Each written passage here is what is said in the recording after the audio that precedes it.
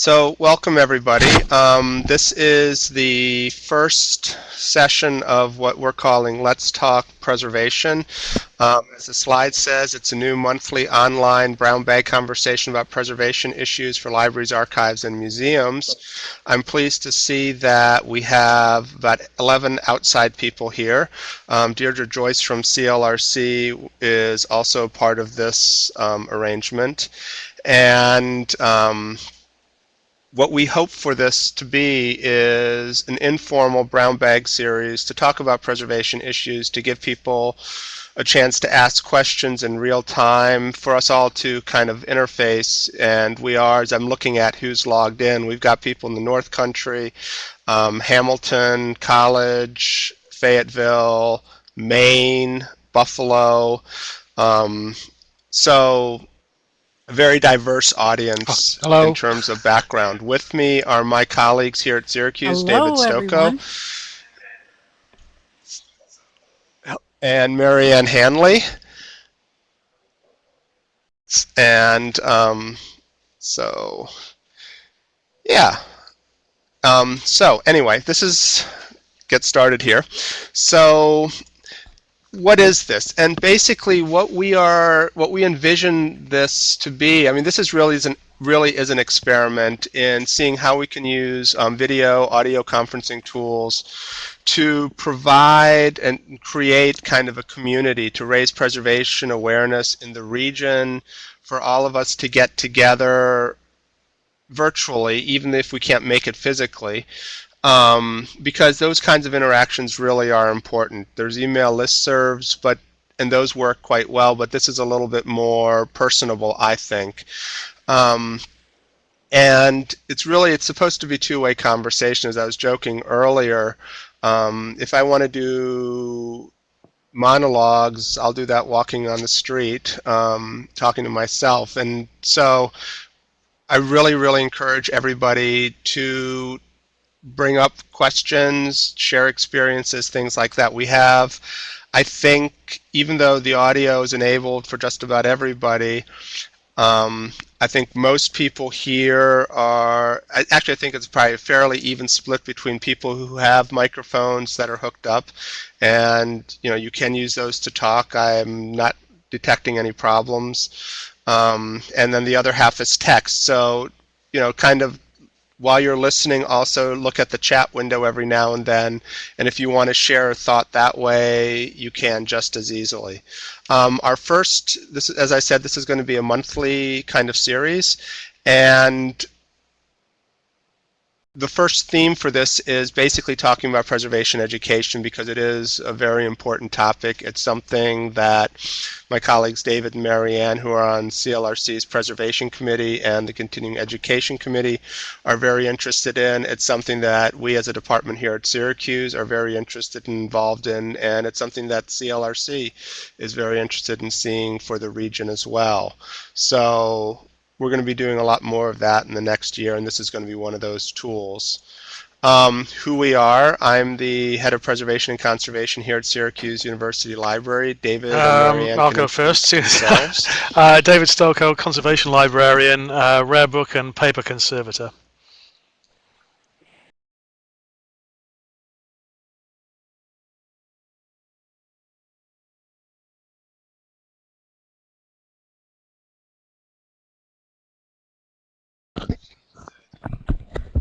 Sure I do. How's that? Okay, Marianne does not have her mic in front of her mouth, so would you like me to repeat that, or? Now you do. Okay, good. Welcome, Marianne. Okay, Marianne Hanley, assistant conservator. Yes, please. I manage the circulating repair, or the repair from the circulating collections.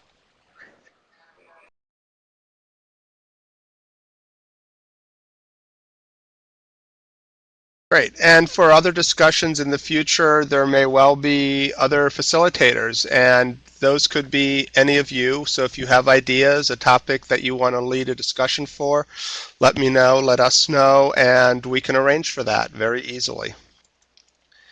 Does anyone have any questions at this point? No? All right. So, as I said, our introductory topic here is preservation education in the region. And, here at Syracuse University, we're doing quite a bit. We've done some webinars for CLRC through Gaylord, through ALALX. I've been involved in co-teaching ALA's Fundamentals of Preservation online course. There are others like that.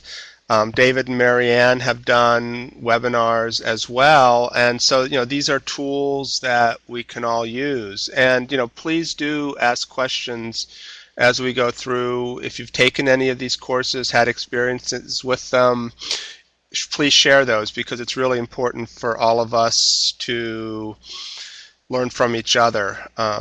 I see that Catherine Collette at Hamilton is typing something, so when we see that come in, we can answer her. How many of you out here? Excellent, thank you very much. How many of you out here have taken online classes at all?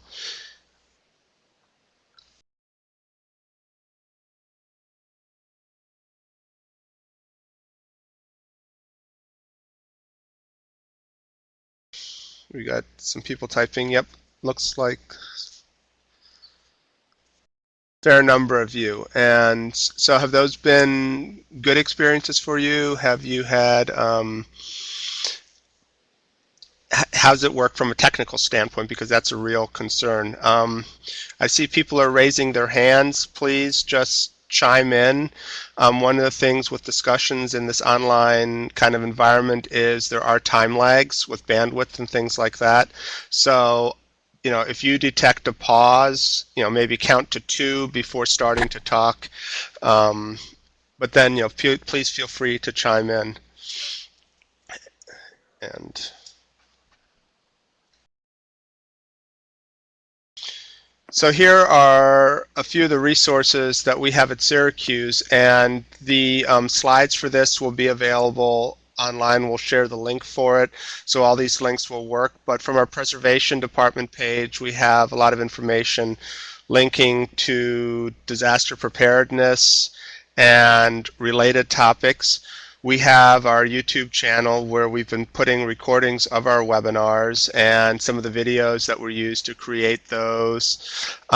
We have Surface, which is our institutional repository, and we've been putting all our manuals, our videos, and things like that into it. And then also our subject guide, which contains links to a lot of preservation-related resources that we really encourage people to use. And then, we're trying to facilitate outreach throughout the region through things like this. And as I said earlier, this is an experiment. So some of the online opportunities I've been talking about. One of them is the Fundamentals of Preservation class that ALA offers. That's hosted 4 times a year. There's a fee for that, but it's a really good opportunity to connect with preservation professionals throughout the country who co-teach that. NEDCC has a similar version, which is either free and you can do it at your own pace, or you can sign up for the instructor-led version. That is also a very, very good opportunity for participating in some more formal preservation education.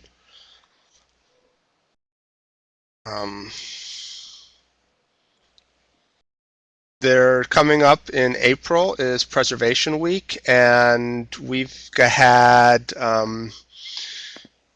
some events here at the university.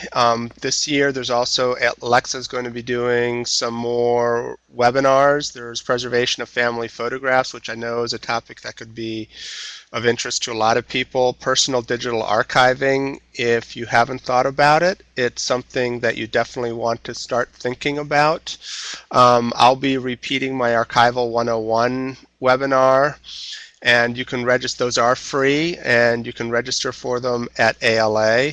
There's also things like the Connecting to Collections. That's a 4-webinar series on disaster preparedness.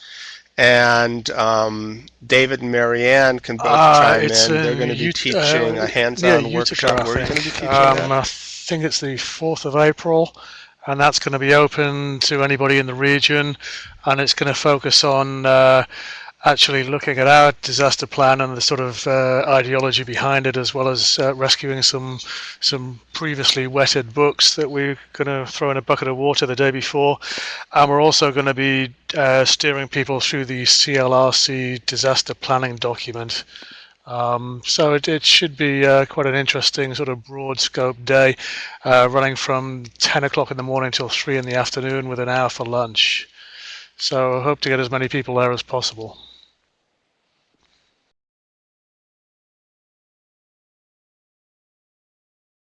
No, just that in addition Marianne, do to you want to add that, anything? we're going to be giving a disaster planning talk, David and I, to the New York State historians at their conference in April. So we try to keep current so that we are able to speak on the disaster planning and response topic.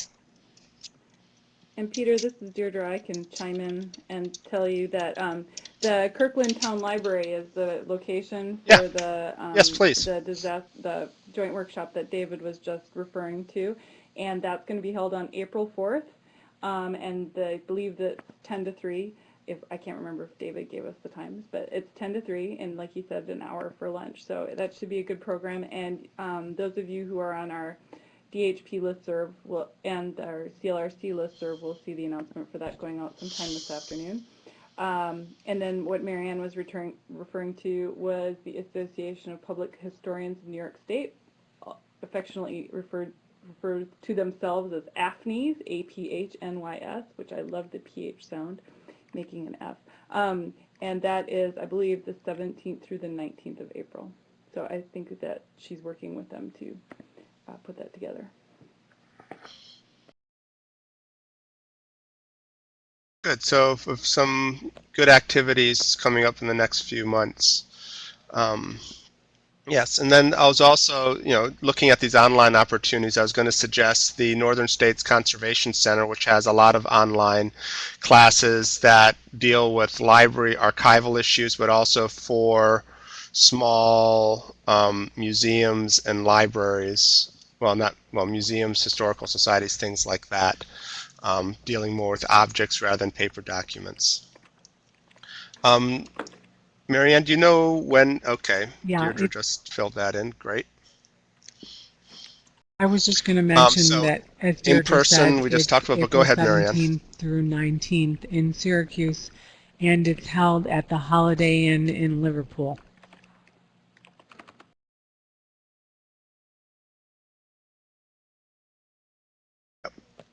And here we are, these are a few more of the things that the disaster workshop we've already talked about a little bit. We're also, Marianne is planning on holding a circulating collections repair workshop here at Syracuse at some point in the future, possibly for the fall. Thank you for sharing that link, Deirdre. And so, really take advantage of those things, but also let us, let everyone else know what kinds of opportunities, what kinds of needs you have so that we can try to, address those, see what we can do, because, we do have resources in the region that we should all be taking advantage of.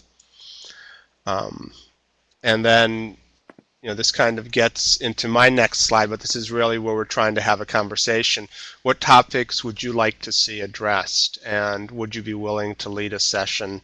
And you can send me an email at here at Syracuse, or direct to David, or to Marianne, or to Deirdre at CLRC. But do let us know, and also, some of the other issues like scheduling, the format, technical issues. But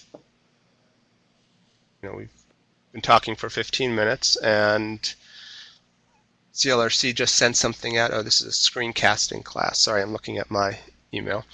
But what are some of the needs in the region? What would you like to see us offer? And while people are While people are thinking about that a little bit, Type away, chat away. I guess I could And say that if some of you folks aren't maybe comfortable with hosting a session, like Peter said, and I'm just going to reiterate, this is Deirdre again, by the way. You know, if there's a topic that you're interested in and you want to see it kind of coming close to your area, you know, especially if you have a few people around, we're willing to help kind of move this around the region. So it doesn't always have to be Syracuse area based. And of course I know, right, and of course I know we have Northern Absolutely. New York Library Network are our partners as well in publicizing these chats that we're having once a month. And I know that John would be, you know, very willing to move something up there as well. I know he's super responsive to his region, so we can definitely talk with John about collaborating up that way as well.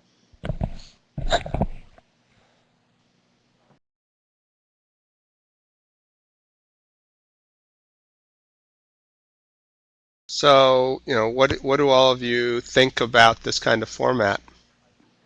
I see that there are people typing, but there we go. Yes. Definitely agree on the connecting to collection series being a great resource. And Kathy and I'm sorry. I know that there. That's the tough thing about these Go online ahead. chats is, you know, you're live and we kind of talk over each other a little bit, but things happen. We're getting used to it. Kathy and I were talking about that. I was actually out at Hamilton a while back, and Julie says she likes these because she can work at the same time. Very true. I agree. I've got my mail up as well, and I've got this AFNIS thing. I could look that up for you just right on the spot. But yeah, I agree with Kathy that those Connecting to Collections series are great, and we're going to be hoping to, you know, shuttle more of them your way as well as they come along. Oh, good. Stacy, that's fantastic. Where in the middle of nowhere are you?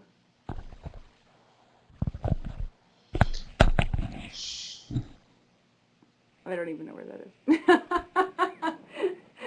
That's like way north. It's in Canada. Near Lake Placid. Oh, awesome. Well, that's fantastic, Stacy. I'm glad that we were able to bring this to you. Peter, did you want to find out if there were anybody that had any questions that they wanted to talk about today about some of the stuff that they're working with? Yeah, I mean, this is a conversation. You know, we're all sitting around a virtual fireplace with a cup of hot coffee or tea in our hand, and we're here to talk about preservation issues and things that are related but that are of concern to us or of interest to us. And you know, even though we're all kind of disembodied, you know, this is a way to interact. So it's really, you know, as I said, this is an experiment, but the experiment can really only succeed if people participate and, you know, ask questions, and that can be textually through the chat window or by talking. So please do take advantage of that. I mean, this is really, it's your time.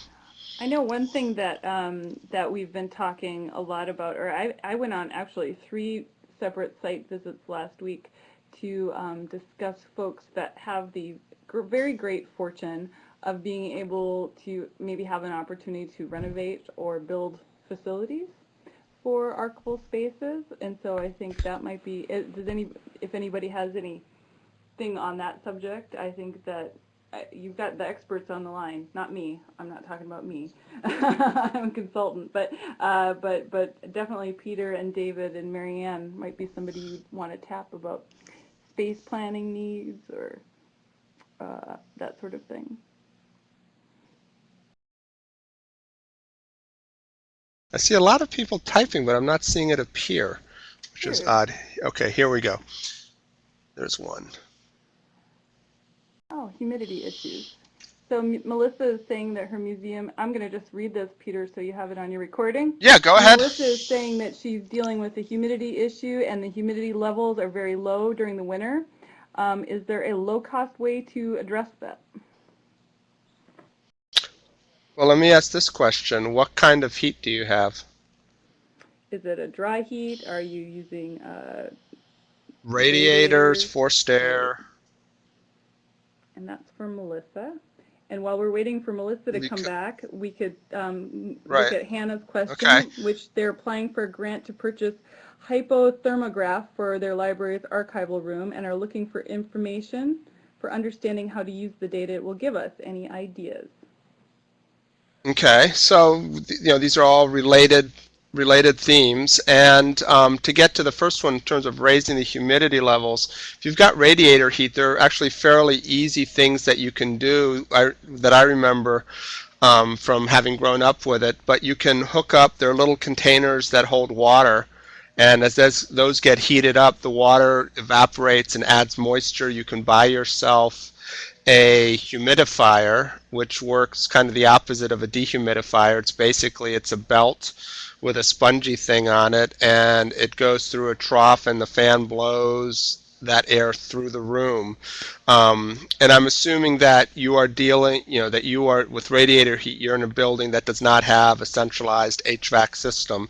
So these are some of the ways that you can do it. But the thing that you want to avoid with fluctuations like that, or with very dry and very humid, you want to avoid spikes. You want to try to keep it from going up, down, up, down, up, down very often. I mean, the very gentle cycle, that's normal and that's manageable. That's not really as much of a problem as very rapid fluctuations. Melissa, do you have oh, I'm sorry, Peter. I apologize. Go ahead. I was going to ask Melissa if she does have a sense of what her relative humidity is in the space, or if it's just something that she's more sensing. And then, Peter, I get you. Obviously, you can finish your thought.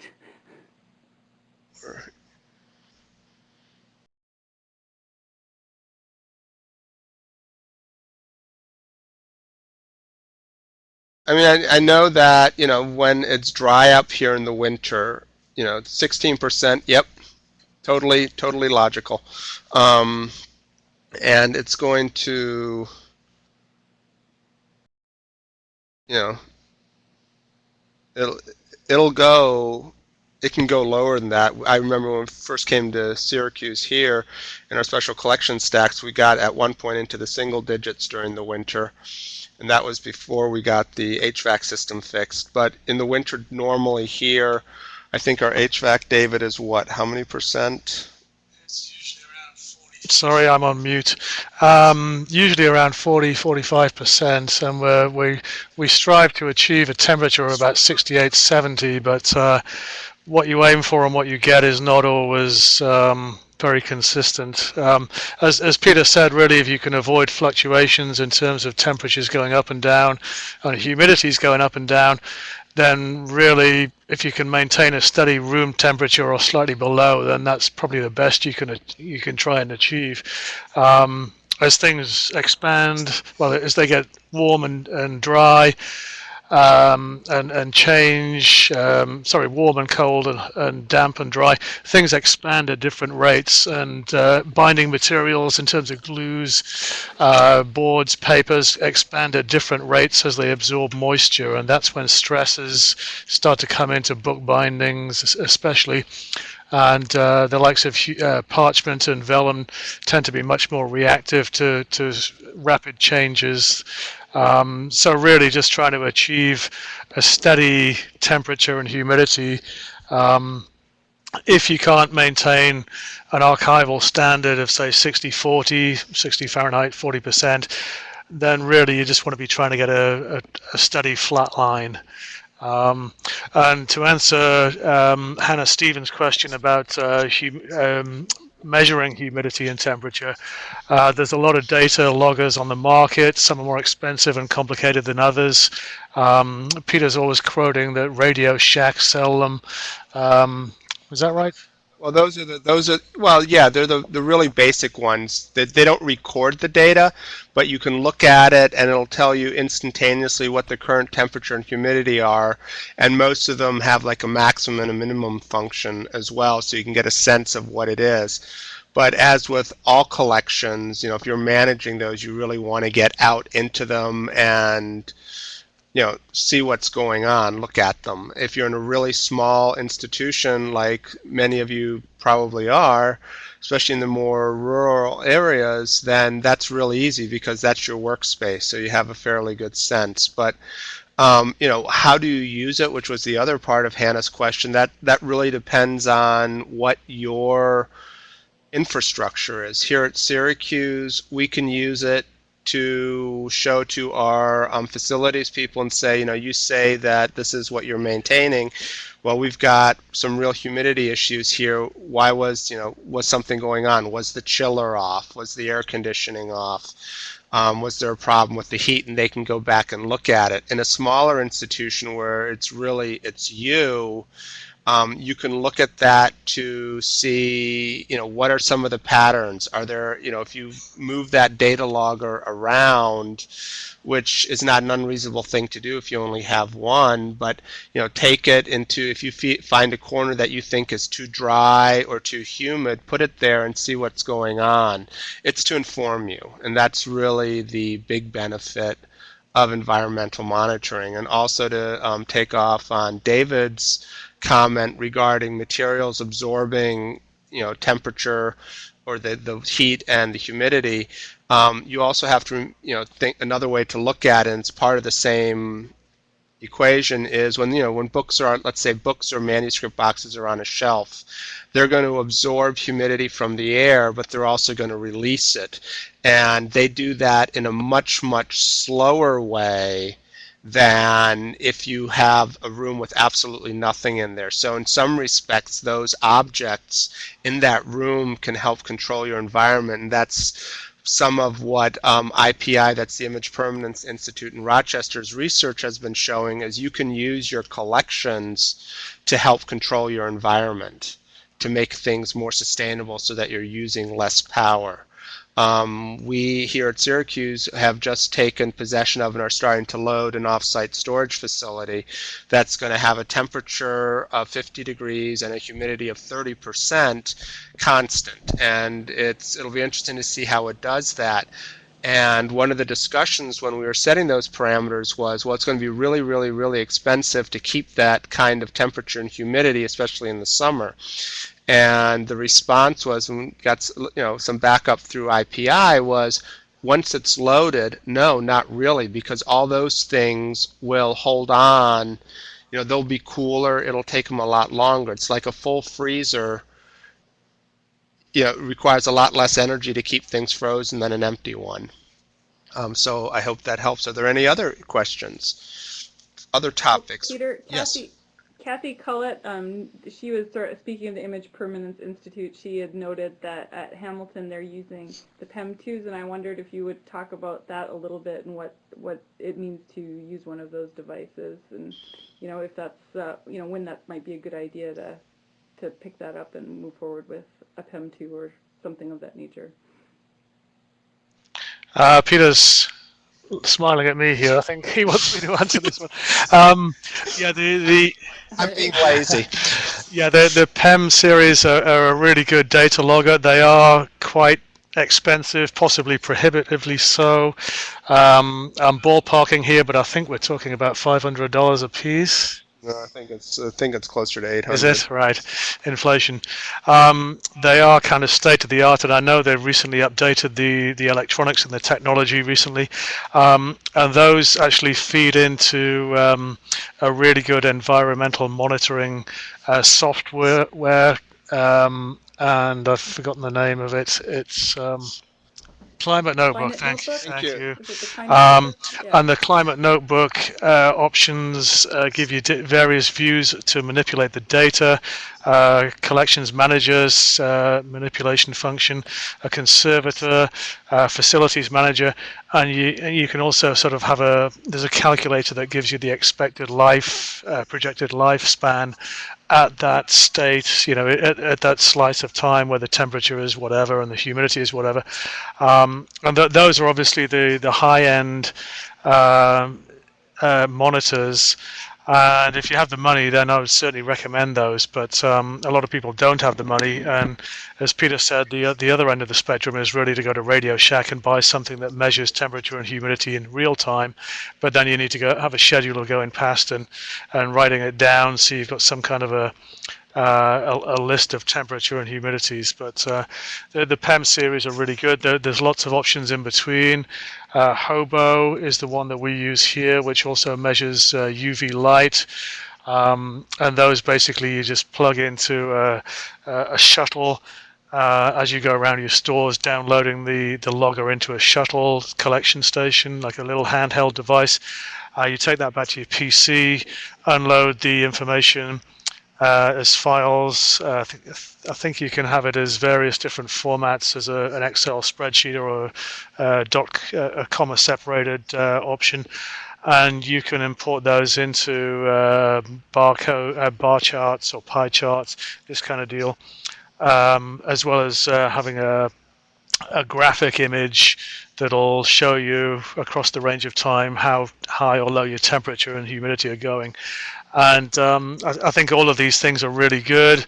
They all give you information to be able to take to your facilities people. And I say information, and I sometimes call it ammunition, because that's sometimes what you need to be able to stress the importance of adverse conditions to the people that have the money and the resources. And I've used this kind of information numerous times to scare people into actually putting their money where it should be and buying dehumidifiers or humidifiers, or doing other structural building changes, or correcting HVAC problems, this kind of stuff. And I know that's kind of the Cadillac version of what you want, and other people are restricted by finance and are maybe just trying to correct things at a bit more of a basic level. As Peter said, putting a water container on your radiator is another way to increase the humidity. Ultrasonic humidifiers. It's difficult to bring temperatures down or up without messing with the humidity. Obviously, it's easier to increase the temperature than it is to bring it down. In the winter, obviously, but all of these monitors are really good. It's just a question of how much money you have, what your resources are, what your expectations are, and what do you intend using the information for. And part of that is also what kind of collections do you have? If you are, if you're a public library, you weed regularly, you don't have a lot of historical materials, you have people in and out all day, it's going to be really, really hard to maintain, and it might not be as critical as if you have an older collection, like let's say at Hamilton, where you have, Mark mentions having so many leather-bound volumes, where it's a little bit more important, I think, to maintain stricter controls. Your 71 degrees, 55 humidity is actually not that abnormal. And when you say, they're taken aback by how you say how humid it feels here. 55 isn't, percent humidity at 71 degrees isn't horribly humid. I mean, it's very close to the 68, 50 that was kind of the standard. But it is, especially this time of year, if you're coming from the outside where, let's say the humidity is 16%, yeah, it's going to feel much, much different. Look at the volumes that you have and what the condition is of those. If you can drop your temperature down and at the same time drop your humidity level down a little bit, if you have that kind of control, that can be desirable. And the Image Permanence Institute on their website has the what is that thing called now? The dew point calculator. And the dew point is the really important thing. That's the point at which the humidity starts to condense out, and you can get real problems with that. But so it's as David was saying, temperature and humidity are a real juggling act. And you can, if you go play with that dew point calculator at the Image Permanence Institute on their website, it will show you the aging rate and when things become a danger, and you can kind of see what some of the ideal parameters, at least according to Image Permanence Institute, are, and they really have done amazing amounts of work on that. Peter, I have to, Yeah. this is Deirdre again, I have to admit that Mark was talking about how people walk in and are taken aback, and I have to admit, I was one of those people. I walked in the door of the rare book area, and I kind of breathed in the humidity, and I was like, oh my goodness, this is much higher than most places, but I didn't take, it didn't occur to me to think about, just because it was a comparison of moving from one sort of heat and humidity zone to another. So that's an interesting comment. And I know that at least last time I was at Hamilton, which was many years ago, the rare book room, it's a very small, very confined room. So that's going to be a different environment than if you're in a big open stacks, like let's say ours here at Syracuse, where it's a significant part of our 6th floor, and you have much more air movement coming through. And Mark, you Peter, haven't been in one of those situations where you've had like condensation forming on the windows, though. Yes, I have. I've been there too. And that can happen anywhere, even in a place where you have good environmental controls. If you have, poor insulation around the windows, on the windows, and it's really, really cold outside, and even if you have 50% humidity inside, you can get condensation on that glass. It's a balancing act. right, and Peter, if I could just add that just a reminder that the books and papers should not be stored against outside walls or even on damp floors or anywhere that might be exposed to water. Basements, garages are not safe, usually not safe storage places for these materials. So those are things to keep in mind. That said, I know that a lot of our DHP constituents and a few others are, they're struggling to work with what they have. So you make do. Definitely not on the ground. Definitely not on the ceiling. Try not to be up against the wall. And make but even pulling things back, let's say, if you have a building with poor insulation and it's humid, even having, let's say, a foot worth of space between your shelf and the wall, or 6 inches, and having, keeping that air moving. That's a really key thing. If you know that it's humid, run a dehumidifier. And if you're in a small organization, talk to your board. Maybe someone has a spare unit kicking around. If you go to the NEDCC, Northeast Document Conservation Center website, in their technical leaflets, they have a really, really good one on no-cost, low-cost tools and techniques for controlling your environment and making a preservation impact.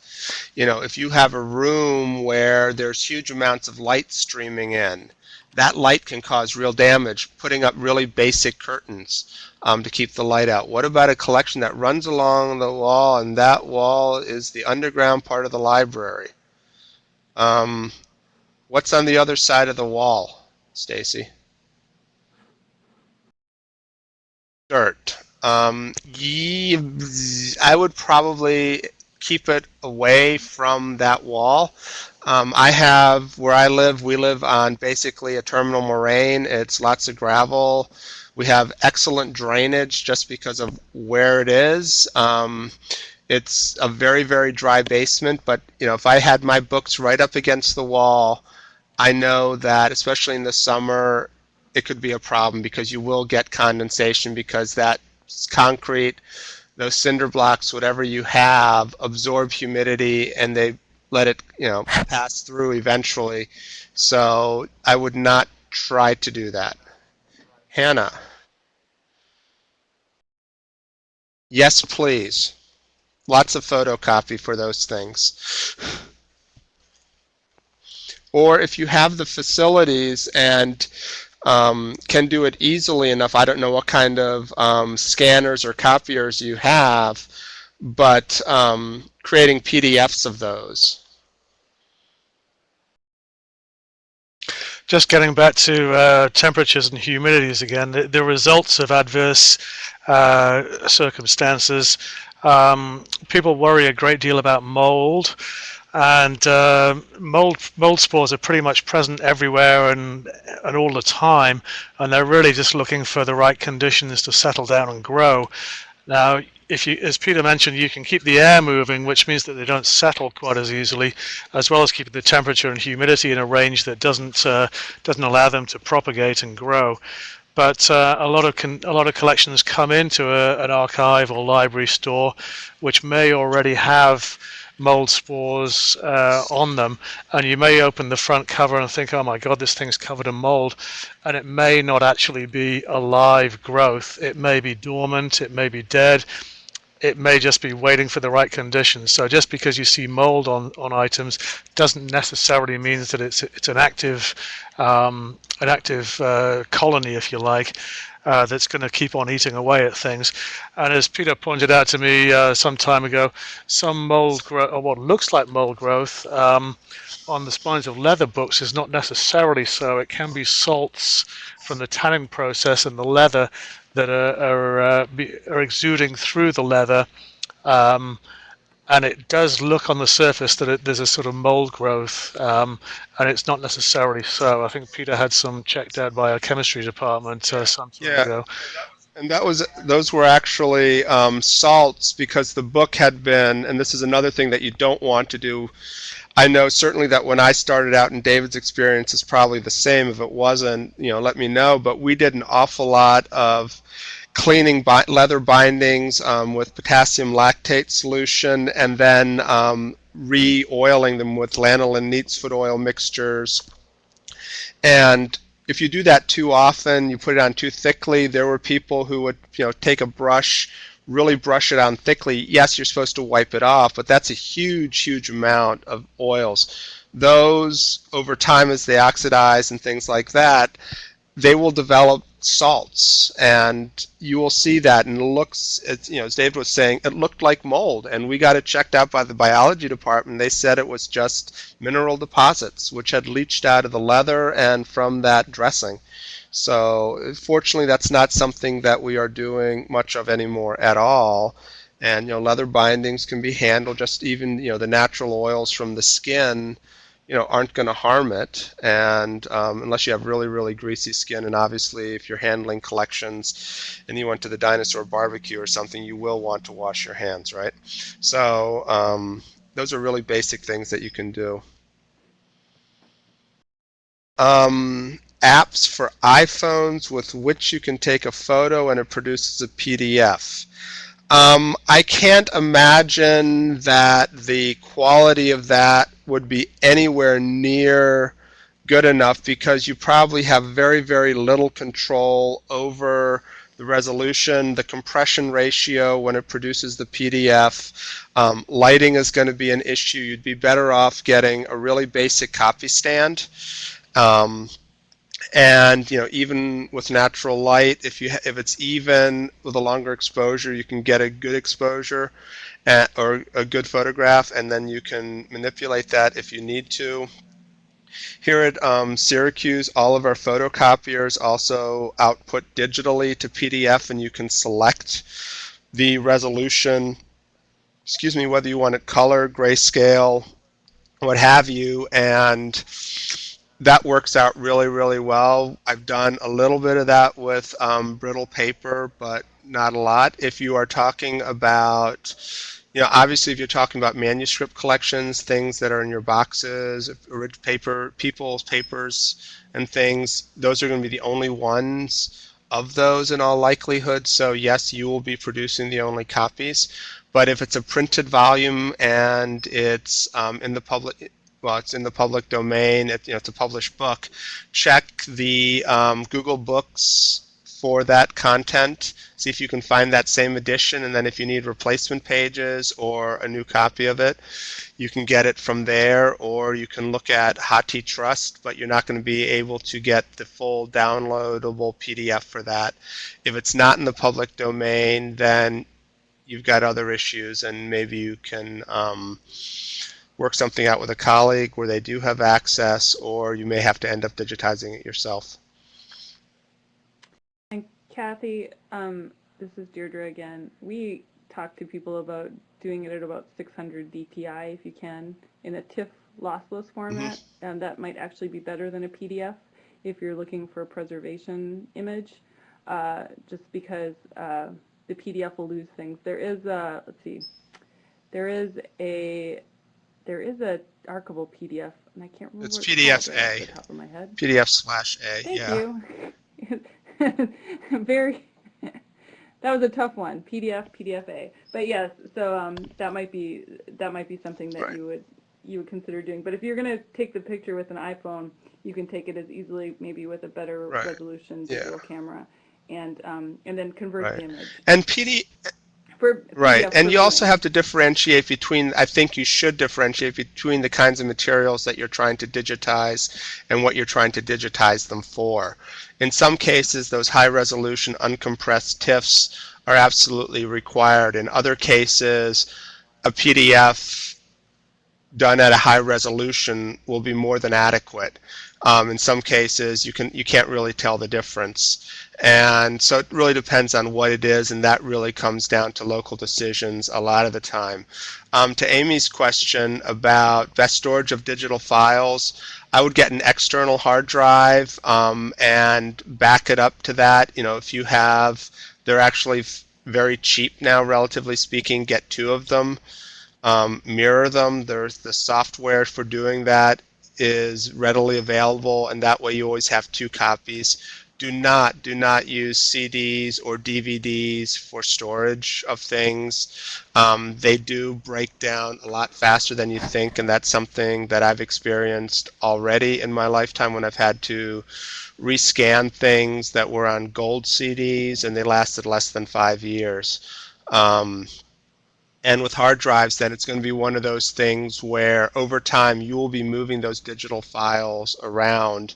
And that's where you have to start thinking about digital preservation. And that can be as basic as making sure that you have a good organizational structure for those files on that drive. So, you know, folders. Name your objects consistently. If you have inventories, you know, link to them from those so that they're identified. You know, all that stuff that we call metadata. For us in research libraries, that's part of our routine. If you're a very small organization which has no experience in that, you know, even though there's a lot of places talking about it, it's still going to be fairly overwhelming, and that's a sense that I've gotten having given workshops on digitization in the past for Northern New York, for CLRC South Central. There's a really, really big range of experiences out there. But hard drives for storage, definitely, and Library of Congress has a great blog that they send out email blasts for too about digital preservation, and it's written on a very, very basic level, even for fairly arcane topics that are much, much higher level, so it's very understandable. And so I would really encourage people to subscribe to that, and I can share that link as well. So where is And Chazy Amy, or this is for Chazzy, New York, Amy?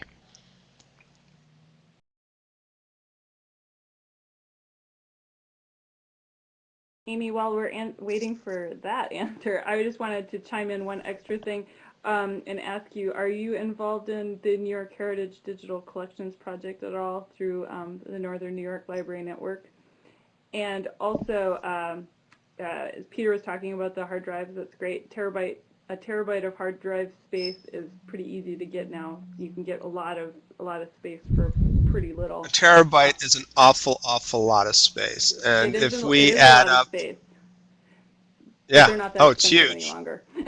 Nope, you can get them for, you know, $100. $200 for a Yeah. good one. And here at Syracuse, we've basically gotten all of our digital projects onto a terabyte if we leave out things that are really, really big, like our Marcel Breuer project and our audio projects, audio reformatting. But all the imaging projects that we have otherwise, including work that we've done for patrons, and these are all high resolution 600 dpi RGB images. You know, we're an 8.5 by 11 is basically 100 megabytes. We've gotten That's lots and great. lots of stuff on a terabyte.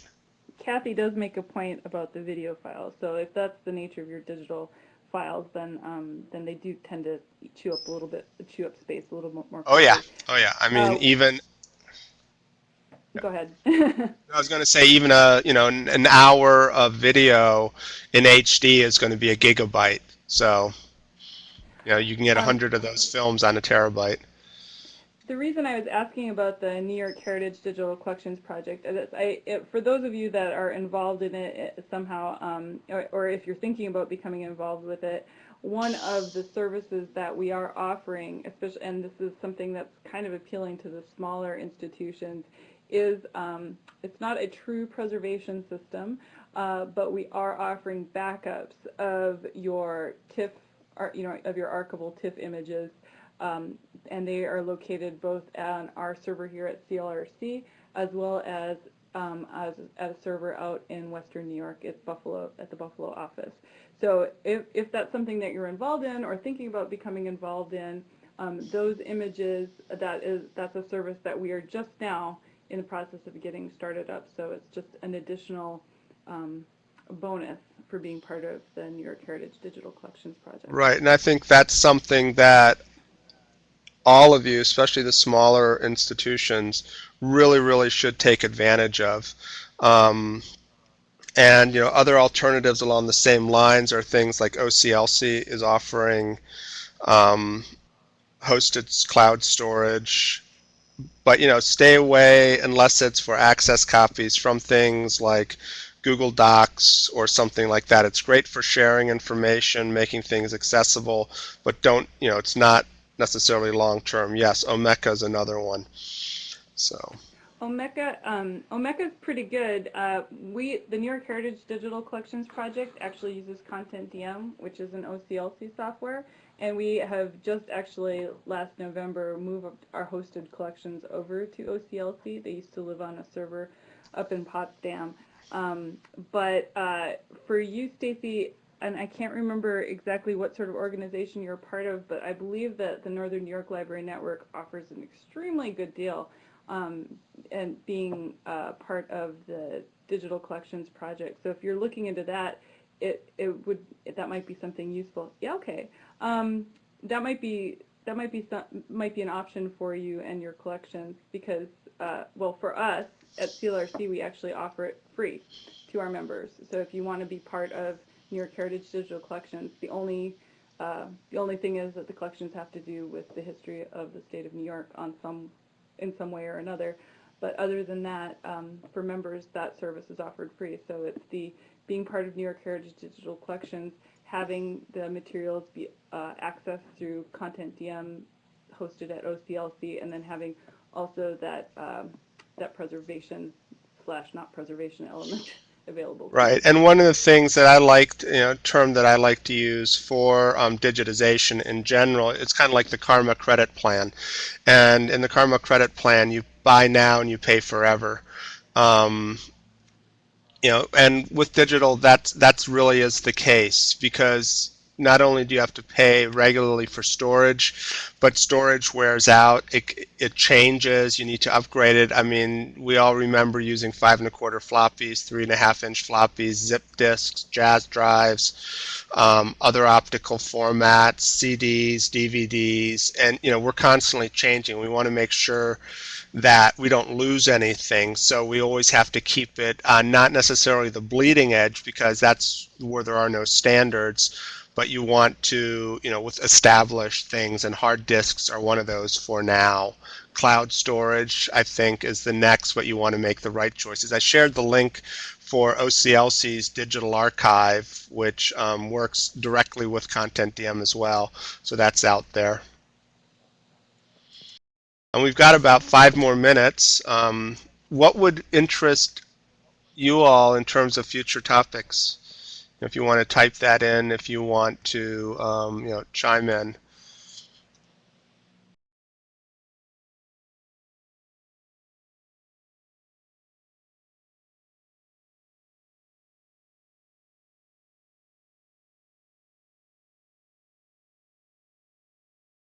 And you're certainly free to reach out to us after this Absolutely. session, so you're not under any pressure to come up with an answer right now.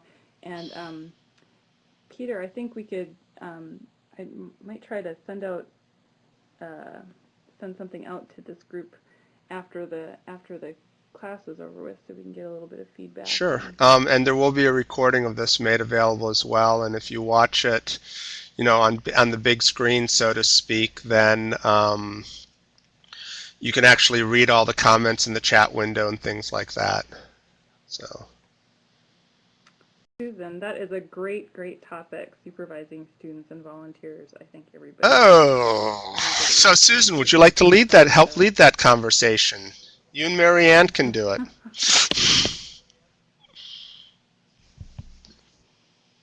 I know that the DHP constituents, at least the ones that I've talked to, I think that would be a topic that a lot of folks would be interested in doing, because I find that people know exactly what they want done, but that sort of step in communicating that to a willing but perhaps not so knowledgeable volunteer is something that I think everybody'd love to get a little more insight on. Recognizing mold on manuscript condition assessment terms, manuscript preservation issues. Okay, Charlene, why don't you and I get together and talk? And we can do that. Charlene is a colleague here at Syracuse. And one of the things with dealing with students and volunteers, I think it's more question of the volunteers is when is it not working out quite so well, and how do you deal with it? If you're paying students to do things, it's a little bit different environment than if you're dealing with volunteers, and they can be a great help, but they can also be a drag, to put it. Well, especially when that volunteer is on your board, or yeah, it's somebody that's got a great interest, but perhaps is not able to provide you with exactly the type of help that you need. Right. That can be a delicate situation, but there's lots of opportunities to figure out things to do. And even here, at Syracuse, we've had a lot of interns, which are another good. And these are interns from library school programs, museum studies students.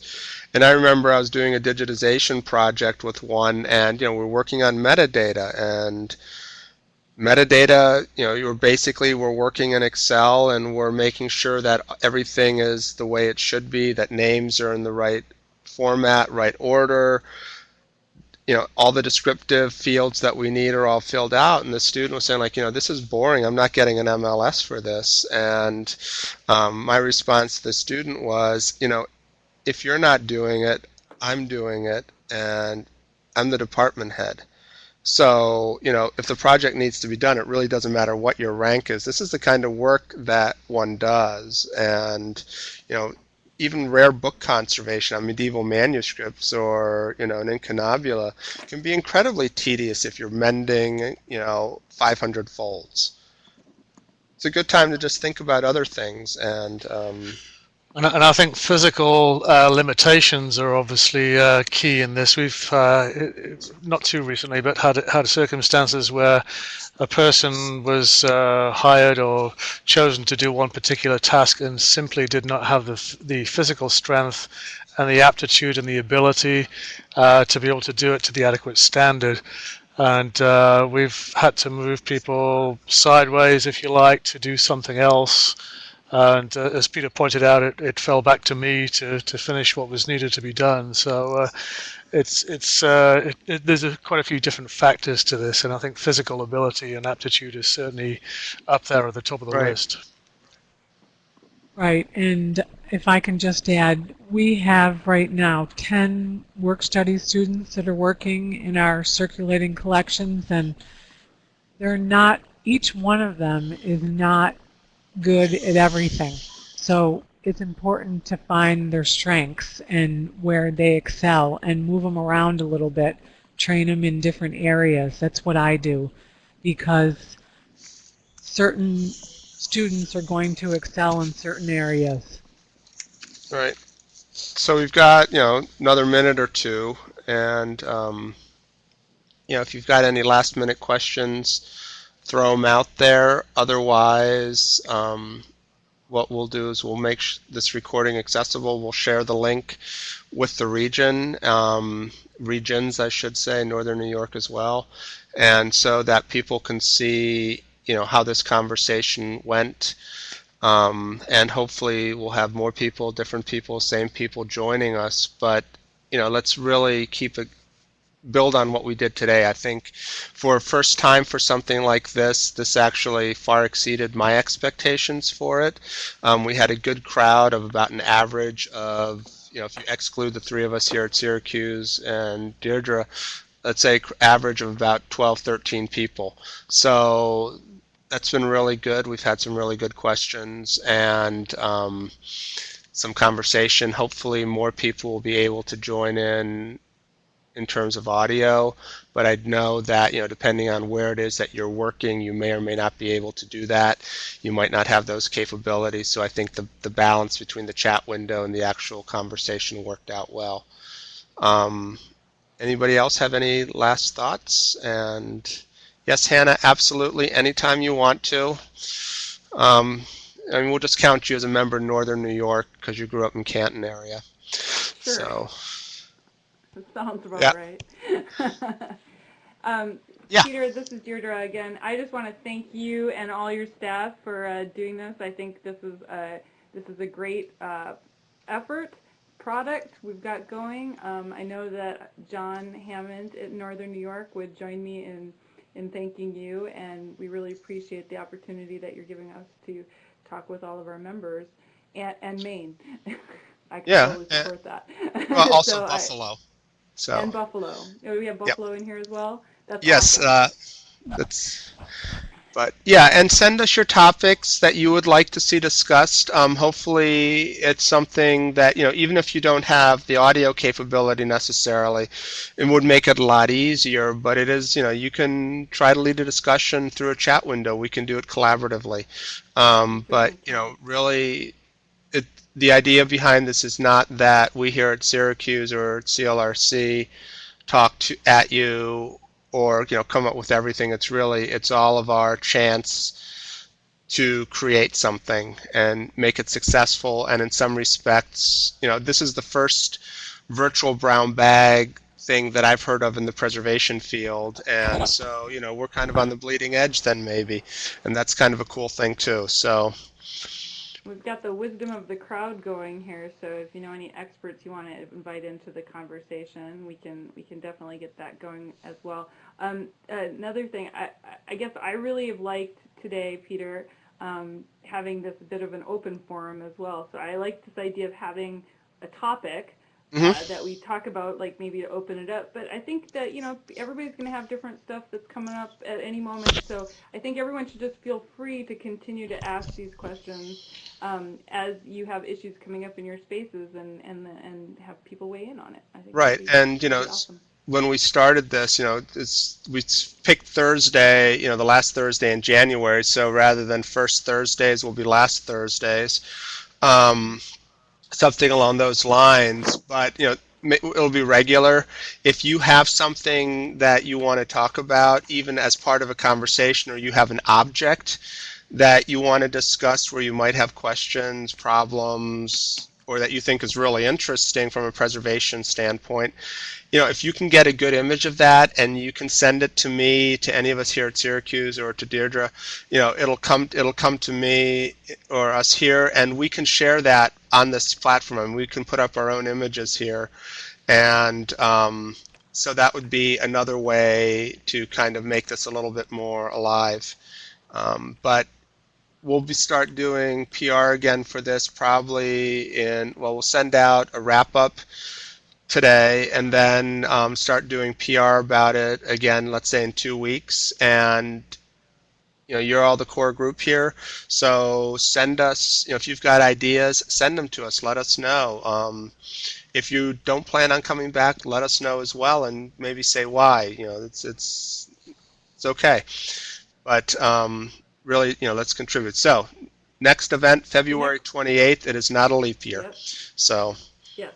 It is right, and that's the last Thursday we're having. So we're looking forward to seeing all of you again, and thank you. Thank you. Thank you, everyone. Yes, thank you. Bye-bye. All right. Adios.